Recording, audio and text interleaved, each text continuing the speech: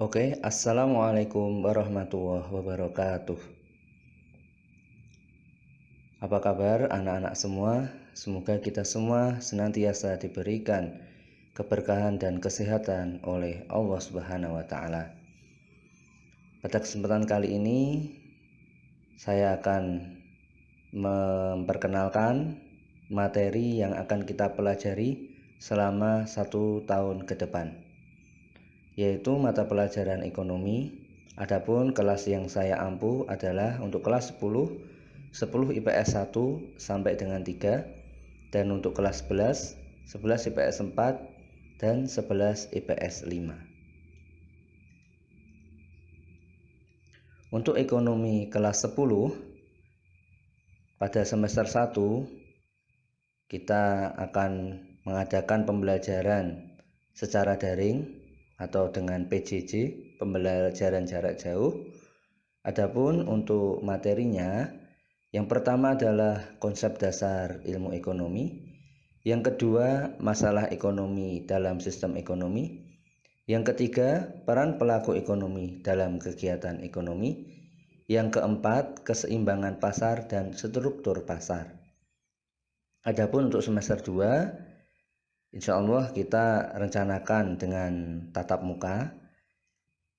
Untuk materinya, yang pertama lembaga jasa keuangan dalam perekonomian, yang kedua bank sentral, alat pembayaran dan sistem pembayaran, yang ketiga konsep badan usaha dalam perekonomian, yang keempat perkoperasian di Indonesia, yang kelima manajemen. Untuk kelas 11 semester 1 tetap dengan perencanaan pembelajaran jarak jauh atau PJJ. Materi yang pertama adalah pendapatan nasional, yang kedua pertumbuhan ekonomi dan pembangunan ekonomi, yang ketiga ketenaga kerjaan dalam pembangunan ekonomi, yang keempat indeks harga dan inflasi, yang kelima kebijakan moneter dan fiskal. Untuk semester 2 dengan rencana pembelajaran tatap muka. Adapun materinya, yang pertama adalah APBN dan APBD, yang kedua perpajakan, yang ketiga kerjasama ekonomi internasional, dan yang keempat adalah perdagangan internasional. Untuk media belajar online atau daring yang akan kita gunakan anak-anak semua, ya, yang pertama adalah Microsoft Teams, ya, Office 365. Juga ini untuk membuat kelas online, ya, nanti menggunakan Microsoft Teams dan juga Google Classroom. Nanti menunggu instruksi berikutnya, ya. Kemudian kalian akan mendapatkan materi ini berupa PDF, PPT atau MS Word.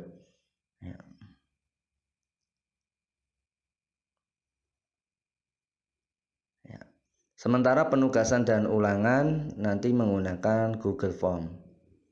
Kemudian yang kedua, ini dengan Zoom meeting. Kenapa kita menggunakan Zoom? Karena tentu tatap muka tetap diperlukan walaupun secara virtual, ya, tapi pembelajaran alangkah baiknya tetap ada suatu waktu yang kita gunakan untuk bertatap muka. Ya, untuk rencananya pembelajaran menggunakan Zoom ini seminggu sekali saja, ya, mungkin antara 30 sampai 45 menit. Kemudian yang ketiga adalah melalui YouTube, ya. Kanal YouTube kalian dapat melihat, ya, kalian dapat menggunakan YouTube, mencari channel yang pembelajaran yang sesuai dengan materi yang kita pelajari. Ya, tentu banyak channel yang membahas tentang materi, ya, yang kita pelajari ini, ya. Namun kalian juga bisa nanti kalian mengunjungi channel YouTube saya, yaitu ini, ya, Anjar Guru Pembelajar. Sekali lagi, channel YouTube Anjar Guru Pembelajar. Kalian nanti bisa melihat materi yang akan saya berikan, materi ekonomi untuk kalian di channel ini. Baik anak-anak semua, mungkin itu dulu ya untuk perkenalan. Selanjutnya kita masuk ke kontrak belajar. Jadi yang pertama adalah kalian sebagai siswa wajib bergabung di kelas ekonomi secara online.